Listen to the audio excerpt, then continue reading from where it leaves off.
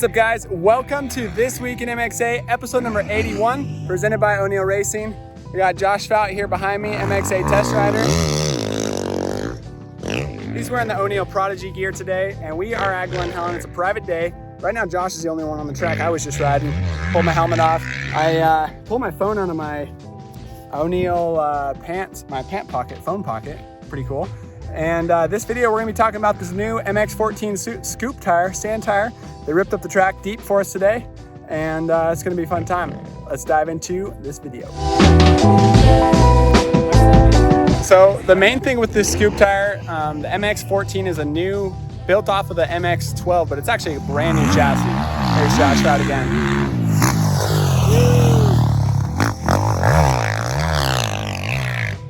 So the MX12 was a popular tire. I actually really like that tire for early morning motos, muddy days, sandy tracks. We use it at Lake Havasu every time we go out there in the sand.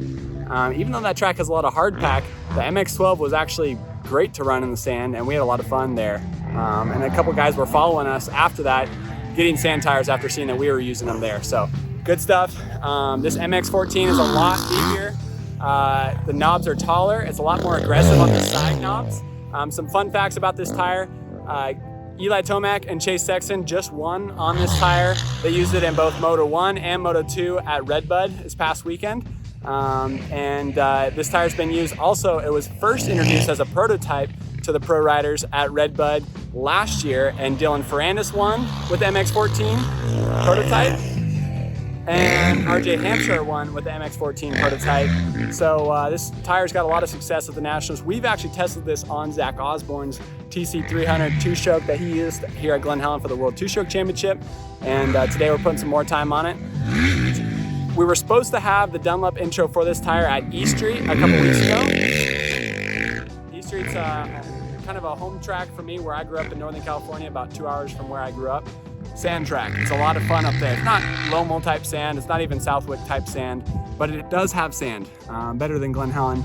But due to supply chain, shipping, they weren't able to get their tires in time for that intro, so they changed it, pulled an audible. We're at Glen Helen. They ripped this track as deep as they could today, and still having fun with the sand tire at Glen Helen. All right, guys, so here is the brand new tire right in front of us, the MX14 scoop sand tire. Basically what they did with this one, they went a little bit taller on these knobs. So they're about 1 to 2 millimeter taller. They also spread out the distance in between them, so it's almost like a paddle tire, where for a sand tire, you want to have further distance in between, taller knobs, stiffer knobs. These knobs are super stiff, you can't push them back. Where a 33, you might be able to bend them. Where a hard pack tire, you want the land-C ratio, more land and less C. So right here we have more C, no knobs right here, and taller knobs, thinner knobs to hook into deep, soft sand, deep, soft mud.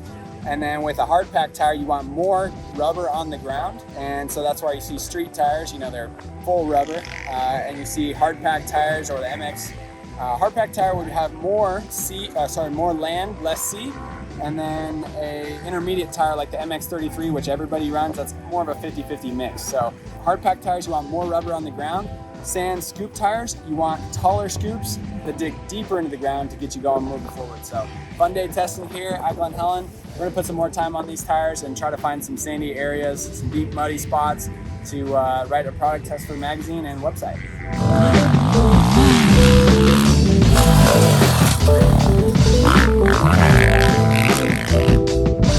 All right, guys, so today we are at Glen Helen. I'm at Glen Helen.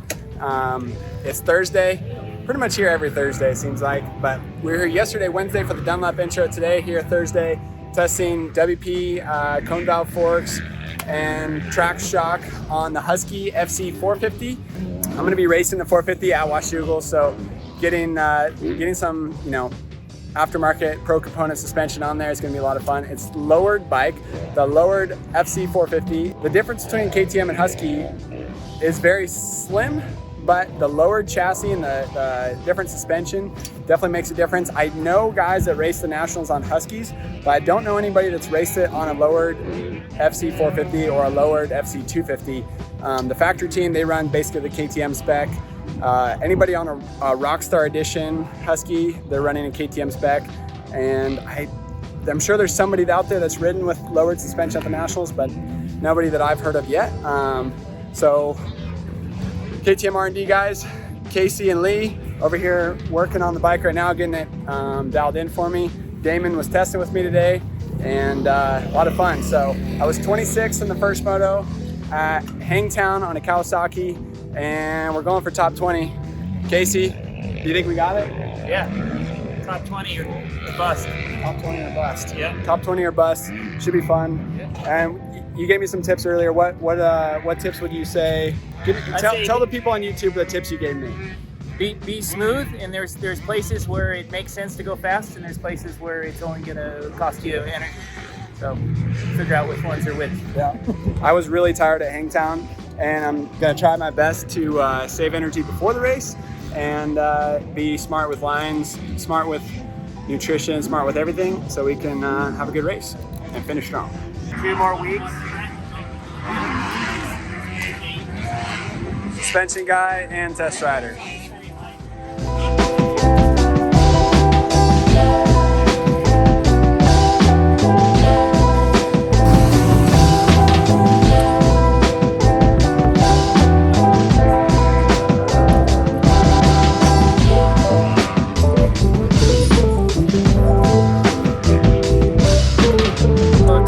Glen Helen with the WP KTM R&D crew, and just working on some things for the future. And yeah, it's just when I have a break from my normal training routine, it's nice to come out here and help these guys out, get a feel for the future bikes that are coming, and it's always a good time. So it's a cool opportunity that I get. And yeah, I'm currently racing the Pro Motocross Select Rounds. I did Colorado, and I'll be doing Washougal here coming up. And then my main thing is off-road, so I race with the Works and NGPC series, and I'm currently 2nd in one and 3rd in the other one, and we're about 60% done with both of those. So nice. Yeah, it's been a cool year, and it's been fun. That's cool. So, like, what's it like? Everybody at home wants to ride the new bike. Everybody would love to get paid to test motorcycles. Like, is it as awesome as it seems, or is it challenging, or what's like the tough part about being a test rider? And like just coming out here for days like this. For sure, it's cool. Like I would never complain about doing this. It's one of the coolest things I do, I think, on a dirt bike. There's obviously, everything has its hard moments. Like today was a pretty long day. We had a lot to go through, and as the track's developing, it's hard to like not second guess yourself. You kind of have to just narrow in on certain things. I would say some days you can get lost in just like going a completely different direction. So for us, I just try to stay focused on the little things and really just be honest with my feedback, and typically we can get good results that way. And yeah, it's just, I like testing out here at Glen Helen. We've been working hard at Kauai, Glen Helen, Paula, it's a process, but it's really fun. One topic I did want to touch on in this video is people have been asking, where is your Stark Varg test on the new electric bike? Unfortunately, we didn't get to make it over there.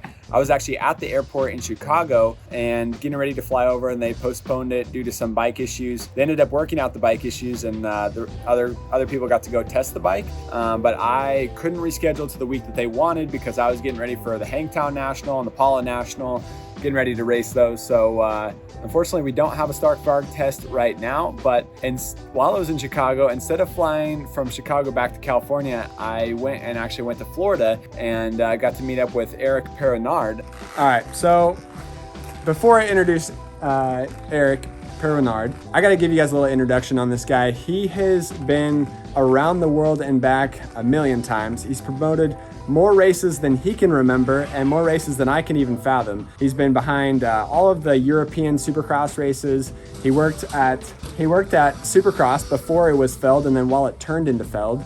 He came up with the US Open. He promoted and came up with the Endurocross series. He worked together with Red Bull to come up with the Red Bull Straight Rhythm. This guy's done a lot of different things in the motocross and supercross realm, and he's been a part of a lot of different companies, one of them being Fox. So Eric has been around the world and back, and one thing about him, he loves to ride. He said he rode 20 days in April.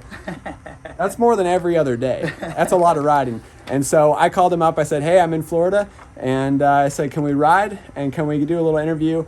You guys are going to have to check it out. A future issue of Motocross Action Magazine. If you aren't subscribed to the magazine, you better do that to read the full interview that I got with him. But right now, Eric is on an electric bike. We got some thunder coming in. Yeah. And I was going to say electric thunder. Electric thunder. Here, come in a little closer. Hey. So, this is Eric's little oasis of heaven here. We got a motocross track, sand track in the background, and we have an endurocross track on the other side of the facility. And he's riding on an Alta, and now you were a big part of Alta for a long time. Yes, I and was. Now he's a part of Stark as well. So, I mean, tell everybody what it's like to ride an electric bike, because most people watching this video haven't ridden one before. I'm not gonna say it's like cheating, because it's kind of a cliche, but it's just awesome. It's like the fact that you don't have to shift, you don't have to think about what gear you're on. The fact that it's quieter, which I love the 2-stroke and 4-stroke noise. Don't take me wrong here, but it's just a different experience. Like I said before, it's kind of like when you start eating real good food, and you know it's so clean. It's kind of the feeling you get when you ride an electric bike. It's a feeling of cleanliness, you know, compared to the fried food and all that stuff, which is super good to have. But this gives you a different satisfaction. For the endurocross track, it's awesome because you don't have to worry about stalling. It makes all obstacles a lot easier to approach, because you know you're not gonna get psyched by your bike stalling on you. So, you know. I like it. I'm not gonna lie to you. All right, good stuff. Well, let's jump on this thing. All right.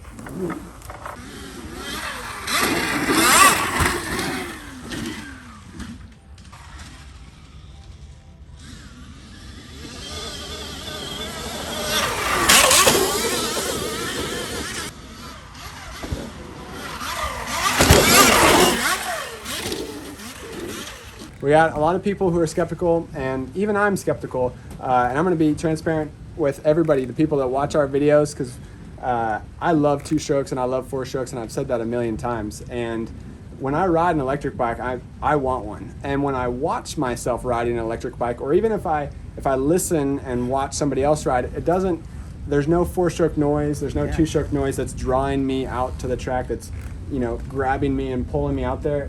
It sounds like an RC car. So that's one thing that I got to be honest with our people that are watching. But that can be fixed.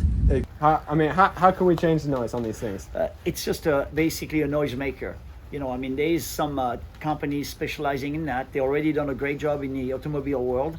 You know, we haven't approached them yet. But you know, you can actually buy a Tesla and have a computer software module that will duplicate the noise of any.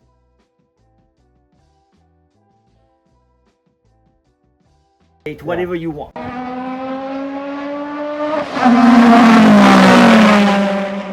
think I've heard of that, but I've never seen it. Yeah, before, I haven't seen it in person. I've seen it on YouTube, of course, like we see everything. Yeah. But I'm excited about that. You know, I was fortunate to own one of those cars that was making a synthetic noise, and it was exhilarating as you know, a real noise. Yeah. So, you know, there's plenty of things coming up. Totally.